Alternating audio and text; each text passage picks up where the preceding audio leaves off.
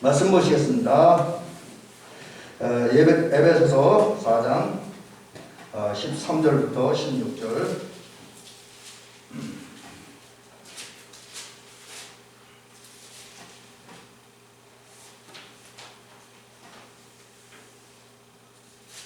에베소서 4장 13절부터 16절.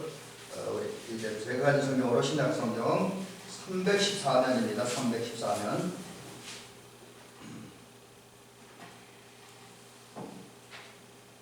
에베소서 4장 13절부터 16절 말씀입니다.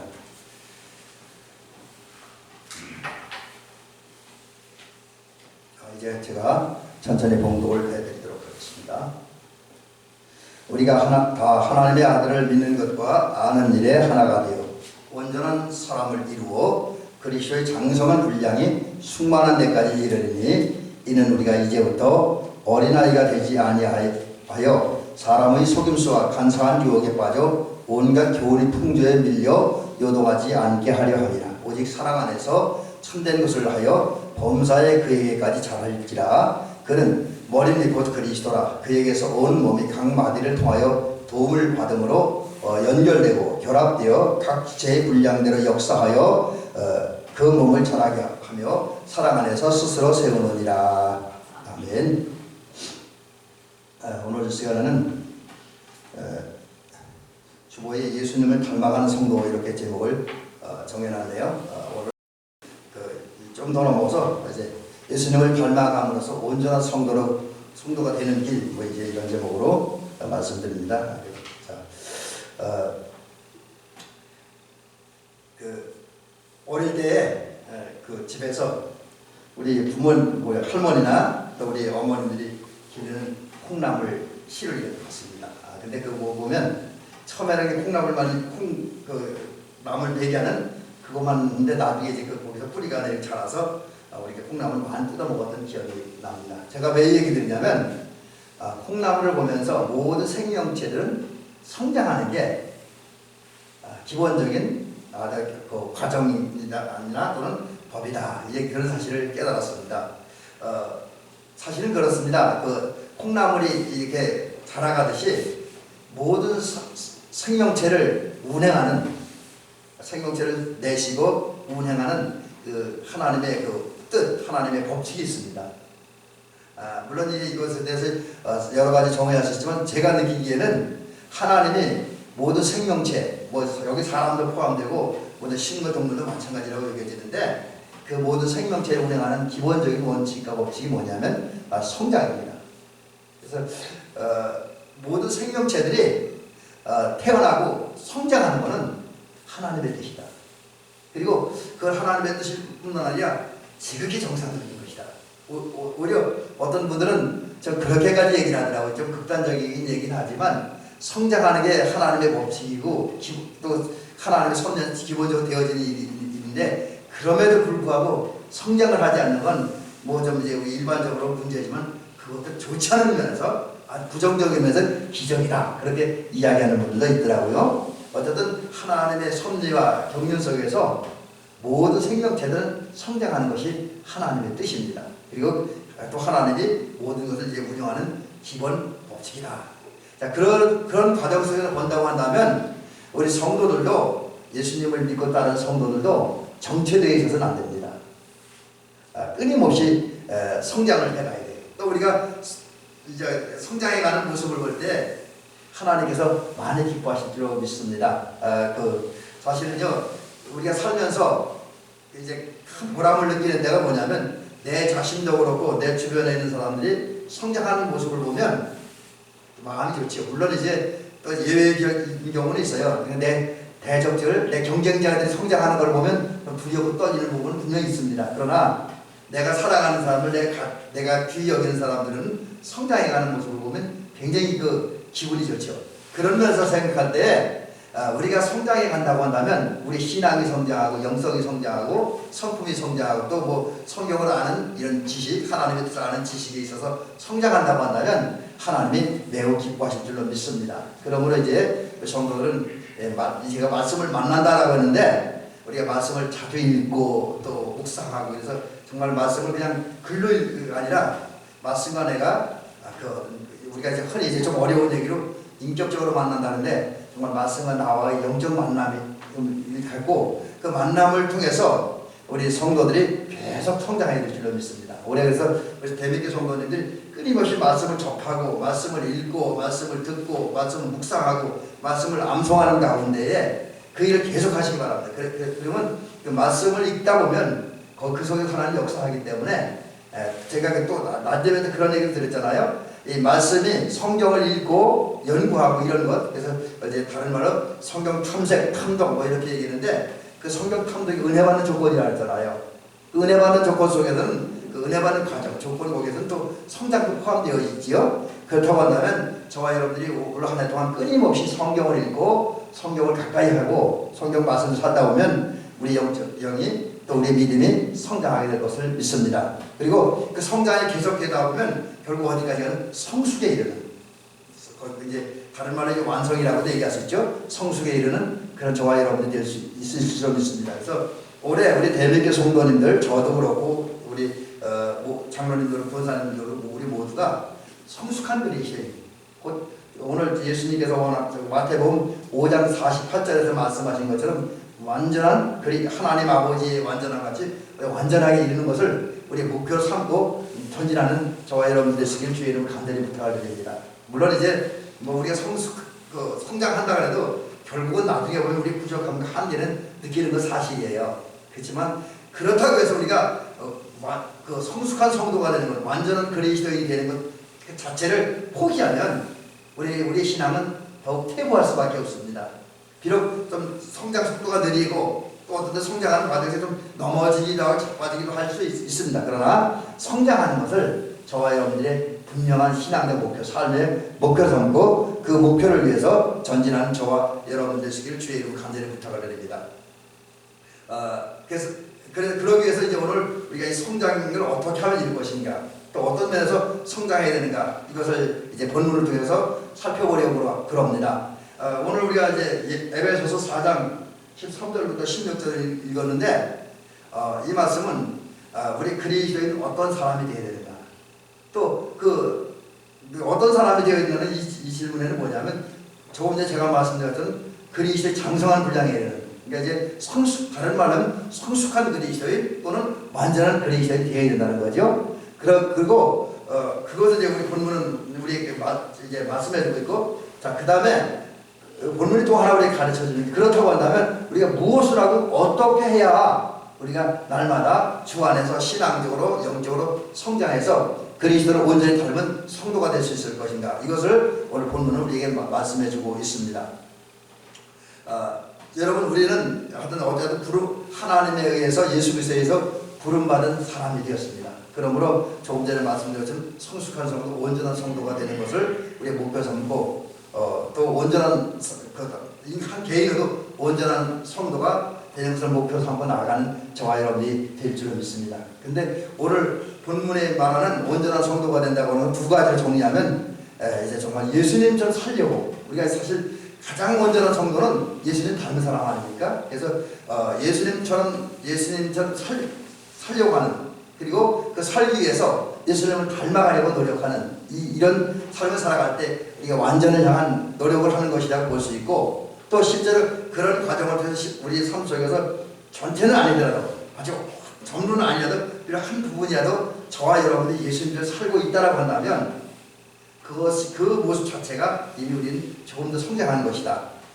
그리고 또 그러면서도 여전히 우리의 부족함을 느껴서 좀 더 예수님을 닮아서 사랑과 섬김과 온유와 겸손한 주님의 그 성품, 그 영성을 나도 가지려고 우리가 노력한다면, 이게 그래서 제가 여기 자막에는 닮아가려고 한다고 그랬잖아요. 그런 것을 정말 예수님을 닮아가기 위해서 조금 전에 말씀드린 것처럼 예수님의 영성과 그 어떤 성품, 이것을 닮아가려고 노력하는 과정이 이제 우리가 성장해가는 과정이지요. 그리고 또 이런 과정을 통해서 조금씩 성장해가서 정말 그리스도의 모습과 우리의 모습이 가까워졌을 때, 가장 이상적으로 정말 주님의 모습하고 내 모습이 똑같아진다면 정말 완전한 성도가 되는 것이겠죠. 근데 사실 거기까지 간다고 하는 것은 그렇게 쉽지는 않습니다. 물론 이제 우리 감리교회에서는 이제 특별히 웨슬리 목사님 말하는 게 우리 성도는 완전히 이룰 수 있다. 뭐 그런 주장을 합니다. 그렇다고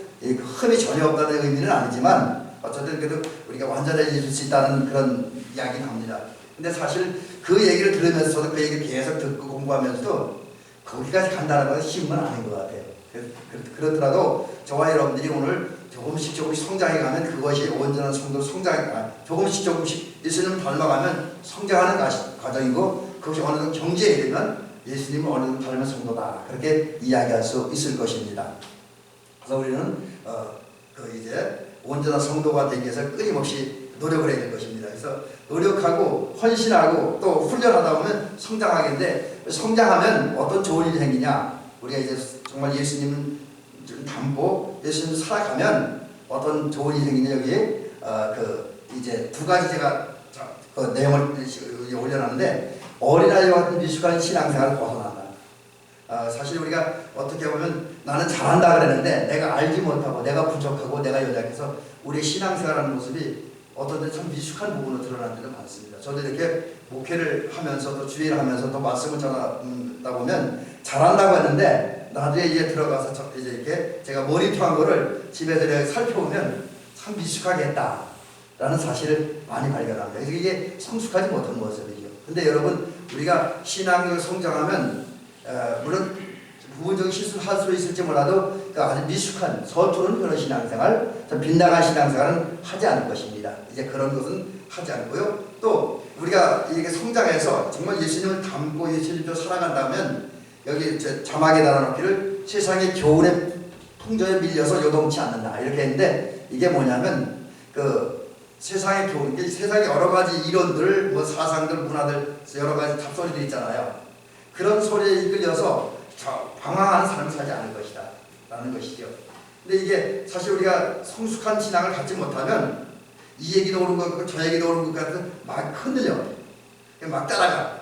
그러다 보면 방향 없는 또 중심 없는 내용 없는 신앙생활을 하게 되고 또 이제 어떤 순간 상황에다 흔들리다 보니까 좀 모순적인 신앙생활을 할 수도 있습니다. 그러나 우리가 정말 신앙을 성장해서 내 나름대로 어떤 분명한 신앙관의 확고한 그 어떤 영적 의지를 갖는다고 한다면 또 지혜를 갖는다고 한다면 세상에서 어떠한 바람이 불어도 어떤 상황이 닥쳐도 그리스도인은 달려갈 길을 잘 달려가는 굳은 믿음의 사람들이 되어줄 수 있습니다. 그러므로 이제 우리는 예수 그리스도 말씀을 통해서 예수 그리스도의 닿기까지 예수 닮기까지 성장해가는 저와 여러분이 되는 줄로 믿습니다. 끊임없이 다듬어지고 만져져서 이제 우리가 온전한 그리스도인으로 주의 사랑을 세워져가는 은총이 있기를 주님의 이름으로 간절히 부탁을 드립니다. 자 이제 그러면 우리가 온전한 그리스도에 성장하기 위해서 해야 될 일이 뭐냐? 오늘 여기 세 가지를 제가 이제 좀 말씀드리려고 하는데 첫째는 믿는 것과 아는 일이 하나가 되겠다. 오늘 본문은 얘기하고 있잖아요. 우리가 13절에 보니까 우리가 다 하나님의 아들을 믿는 것과 아는 일에 하나가 되어. 여러분이 하나가 된다는 것은 균형을 이룬다는 뜻이 있습니다. 균형. 믿는 것과 아는 것. 그러니까 이게 다른 말로 하면 신앙과 지식에 있을지 또 이성과 영성이 균형을 이루고 조화를 이루어진다. 이게 한쪽으로 치우쳐서는 안 된다라는 것이죠. 사실 이게 쉽지 않은데 어떤 분들은 성경에 대해서 뭐 기독교 어떤 교리에 대해서 뭐 좀 나가 신학에서 알긴 잘 알아요. 그런데 그 반면에 영성이나 신앙이 좀 떨어지는 분도 있고 또 어떤 분들은 믿음은 좋은데 그런 영적인 것만 신경 쓰다 보니까 성경은 알지 못하고 어떤 기독교 기본적인 진리를 알지 못하는 경우도 있습니다. 그래서 그러다 보면 이제 한쪽으로 치우치는 그래서 심각한 문제가 되는 거죠. 그거는 오늘 주님께서 성숙한 성도가 갖춰질 믿는 것과 아는 일이 통일되고 연합되는 그게 아니라는 거죠.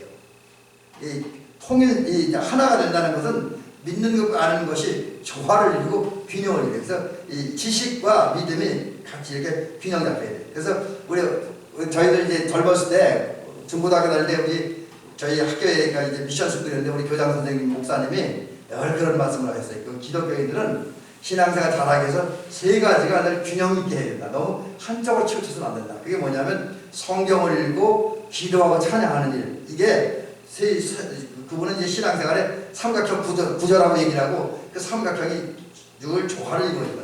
세 개가 세 기둥이 이제 조화를 이루어야 된다.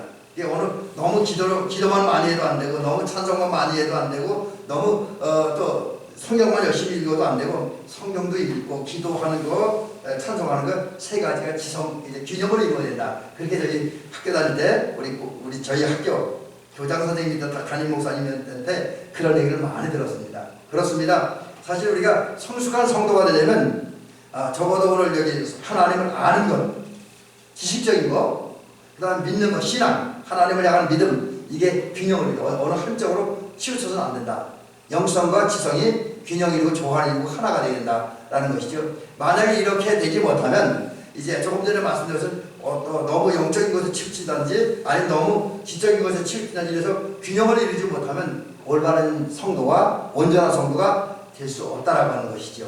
그리고 이제 균형을 이루지 못할 때 잘못하면 이중적인 신앙생활, 그러니까 이제 신앙 따로 생활 따로 뭐 이런 것도 되고 교회 안과 교회 밖이 다른 그런 신앙생활을 할 수도 있다라고 하는 거죠. 그래서 하나가 되지 못한다라고 하는 것은 우리 신앙의 미숙함을 드러내는 것이고 굉장히 위험성을 갖지 못한다라고 하는 거죠. 그래서 우리는 한쪽을 치우치지 말아야 돼요. 하나님은 또 우리 주님은 성도들이 균형 잡힌 또 온전한 신앙생활하지 어느 한쪽에 치우치고 또 어떤 성경도 모르고 그냥 맹목적인 그런 그런 광진적인 신앙생활을 원하지 않는다라고 하는 거지요. 오히려 예수를 믿는다고 해서 믿는다는 게 뜻이 뭔지도 모르고 또 우리가 하나님의 뜻대로 산다고 말을 하지만 하나님의 뜻이 뭔지도 모르는 그런 모습의 신앙생활을 원치는 않는다라고 하는 거죠. 적어도 우리 주님은 조금 전에 말씀 두 가지 믿음과 지식, 영성과 지성이 함께 있기를 원한다는 거죠. 그래서 우리는 그런 하나님의 마음을 알고 이제 그 하나님을 바로 알아야 돼요. 그 하나님을 바로 알고 바로 믿어요. 그래서 그런 가운데 믿음과 지혜 중에서 또 지식을 통해서 다른 말은 성경적인 지식을 통해서 하나님이 나에게 바라는 것이 뭔가, 하나님이 기대하는 게 뭔가, 하나님의 요구가 뭔가, 다른 말은 하나님의 뜻이죠. 그걸 바로 알아야 됩니다. 그래야 우리가 이 땅에서 하나님의 뜻 순종함으로 하나님을 기쁘게 드릴 수 있고 또 마태복음 10장 21절부터 거기에 보면 21절 말씀에 보면 나더러 주여 주여 하는 자마다 다 천국에 들어갈 것이 아니요 다만 하늘에 계신 내 아버지 뜻대로 행하는 자라야 천국에 들어간다고 주님 말씀하셨잖아요. 그러면서 우리가 순종이 중요한데 순종도 아무나 하는 게 아닙니다. 믿음이 있어야 하고 믿음과 함께 하나님의 말씀, 그 말씀을 제대로 알아야 진정한 순종을 할 수 있습니다. 잘못 하나님의 말씀을 알지 못한다고 하면 순종하는 마음이 있을 수 있어요. 그러나 순종하려고 하는데 잘못 순종할 수도 있다라고 하는 거죠. 그래서 우리는 하나님의 뜻을 바로 알아야 된다. 하나님을 바로 알아야 된다는 거죠. 믿음과 함께 그래야 바로 순종할 수 있고 또 믿음 생활도 바로 할 수 있습니다. 제가 종종 말씀드리잖아요. 우리가 잘 믿는 것도 중요하지만 바로 믿는 것도 중요하다. 그래서 저도 개인적으로는 그런 생각을 가지고 있어요. 뭐냐면 내가 이 믿음도 잘 믿어야 된다는 것도 그런 생각도 가지고 있고 또 그러면 바로 믿어야 된다. 또 전 한 사람의 목사로서 성도들 좋아하는 목사만 되는 것이 아니라 물론 성도들이 좋아하고 또 누구도 다 신목사 좋은 목사 그런 말을 들으시다면 또 그런 인정을 받으시다면 그것도 좋겠지요. 그러나 저는 그것과 함께 제가 진짜 바라고 원하는 것은 바른 목사, 성경을 바로 알고 바로 가르치고 가장 건전한 신앙, 가장 성서적인 신앙을 가지고 목회하고 교우들을 인도하는 천국으로 인도하는 천국 가도 돕는 그런 목회를 해야겠다. 그런 생각을 늘 가지고 있습니다. 여러분 이 자막에 있는 대로 우리가 바로 믿는 거 굉장히 중요합니다. 잘못 믿으면 믿음은 믿었는데 엉뚱한 믿음을 가질 수도 있죠. 그래서 우리가 그런 면에서 보면 믿는 것과 아는 일이 하나가 되는 거 그것이 굉장히 중요하다. 그래야 이제 바로 알고 바로 믿어야 영생에 이를 수 있고 우리가 또 바로 알고 바로 믿어야 그리스도로 충만한 삶을 살 수 있다라는 것이죠. 그러므로 여러분 이제 오늘 성경이 얘기하는 것 제가 여러 가지 얘기 드렸는데 어쨌든 우리는 믿음과 그 아는 것 하나님을 아는 것과 믿는 것이 떨어진 것이 아니라 또 한쪽 치우친 것이 아니라 다 균형을 이루는 그런 신앙을 가진 저와 여러분 되시기를 주의 이름으로 간절히 부탁을 드립니다. 그 다음에 두 번째로 이 균형이라는 얘기를 빼놓을 수 없습니다. 온전한 성도가 되려면 진리를 알아야 돼요. 말씀을 알아야 됩니다. 근데 이제 우리가 말씀을 알고 진리를 알고 기독교가 무엇인지 이걸 안다고 해서 우리가 온전한 성도라고 이야기할 수는 없다라고 하는 거죠. 그것만을 가지고는 부족합니다. 우리 사실 기독교에서 또 주님이 우리에게 가르치는 가장 중요한 건 사랑의 진리 아닙니까? 사랑의 진리. 주님께서 실제로 보여주시고 또 우리에게 가르쳐주시고 또 우리에게 실천하는 명령하시는 것이 사랑 아닙니까? 그래서 주님 그 계명을 말씀하신 대로 가장 큰 계명이 뭐냐는 질문을 받으셨을 때 뭐라고 말씀하십니까? 하나님을 사랑하고 사람을 사랑하는 거라 하잖아요. 그게 가장 큰 계명이라고 하잖아요. 그러니까 이제 여러분 우리가 진리를 아는 거, 그 깨닫는 거, 또 어떤 나름대로 영적 경험을 하는 거 좋습니다. 그러나 그것도 사랑 안에서 이루어져야 된다는 거죠. 아무리 진리를 많이 알고 아무리 은사를 많이 체험하고 많은 능력을 가지고 있다 할지라도 사랑으로 그것이 나타나지 않으면 의미가 없다라고 하는 거죠. 또 우리 감리교 입장에서 볼 때 믿음 중에서 가장 훌륭한 믿음은 사랑으로 역사하는 믿음이에요. 사랑으로 역사하는 믿음. 그러니까 이제 여러분 우리가 진리만 알아서는 안 돼요. 진리를 알함과 함께 사랑을 가져야 된다는 거죠. 그래서 우리가 이 두 가지가 균형 잡혀 이게 우리 안에 있어야 됩니다. 그래서 우리 안에는 사랑도 있고 우리 마음 사랑을 가득 채워지고 또 우리 안에 우리 마음과 생각은 진리의 곧 말씀으로 가득 채워져 있어야 됩니다. 그리고 이것이 워낙 조금 전에 말씀드린 것처럼 믿음과 그 지성과 영성이 조화를 이루는 것처럼 진리와 사랑이 우리 안에서 균형 잡히게 있어야 돼요.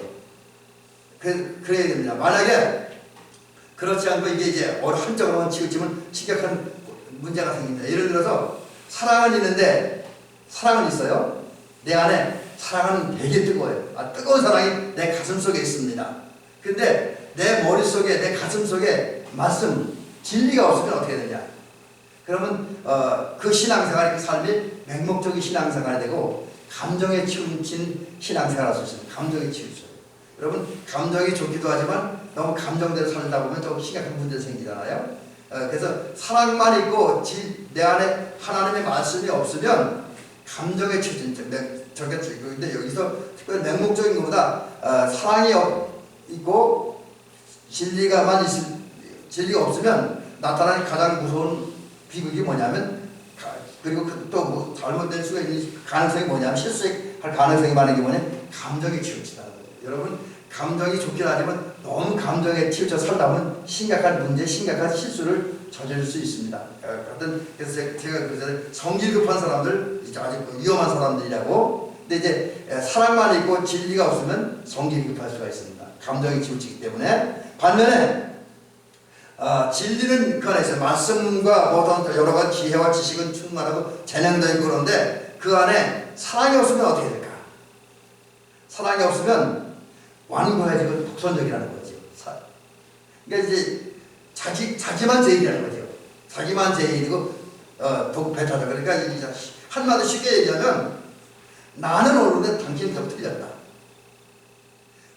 오늘 우리 주변에 어떤 데서 심각한 문제가 되고 오늘 우리 사회가 이렇게 다툼과 요란함과 또 어떤 분쟁이 계속되는 것은 제가 느끼기에 물론 사람들 판단에 따라 조금씩 다를 수도 있습니다. 제가 느끼기에 뭐냐면 많은 사람들 속에 그 진리는 있어요. 지식은 있습니다. 여러 가지 정보는 있습니다. 근데 사람을 향한 사랑이 없어요. 그러다 보니까 그 마음이 완고해졌고 독선적이고 배타적이에요. 이 사람들은 나는 옳아. 내가 진리를 안다고 하니까 내가 하는 내 생각, 내 말, 내 삶은 옳아. 근데 나와 다른 생각을 하고 다른 말을 하는 사람은 틀렸어. 이렇게 하면서 자기가 다른 생각을 하고 다른 말을 하고 다른 모습으로 살아가는 사람은 배척하죠. 멀리합니다. 막 밀어내요. 이게 심각한 문제입니다. 그래서 오늘 이렇게 두 가지 면에서 볼 때에 우리 안에는 조금 전에 말씀드린 것처럼 우리가 성숙한 성도, 온전한 성도가 되기 위해서 사랑과 믿음, 하나님을 믿음과 하나님을 아는 지식이 조화를 이루어야 되는 것처럼 또 우리 안에는 사랑과 진리가 같이 있어야 돼요. 어느 한쪽으로 치우치지 말고 사랑과 진리를 같이 무장해서 이 균형을 이루어야 됩니다.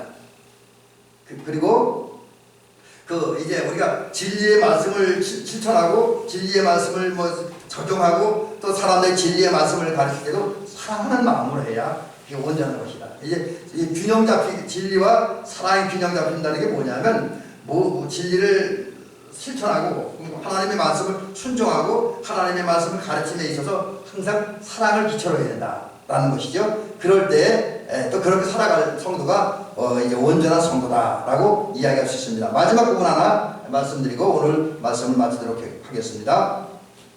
여러분, 우리 성도들은 또 이제 사랑과 진리의 마음을 품고 이 균형을 이루고 하나님을 아는 지식과 믿음의 균형을 이루었으면 교회 안에서 이제 해야 될 일이 있습니다. 이게 이제 하나가 돼야 돼요. 여러분, 우리 일단 기본적으로 우리와 예수님 사이가 뗄래야 뗄 수 없잖아요. 그리고 반면에 성도와 성도 사이도 또 더 나아가 우리 성도들과 우리 비록 교회 밖에 있지만 예수를 안 믿지만 이 마을 사람들과는 뗄래야 뗄 수 없는 관계라고 하는 거죠. 특별히 우리가 이제 우선 교회 밖에 사람들 안 된 사람 둘째치고라도 교회 안에 사람들 생각할 때도 우리가 뗄래야 뗄 수가 없습니다. 왜냐하면 성경에 의하면 제 얘기하는 성경인데 주님은 교회의 머리라고 하잖아요.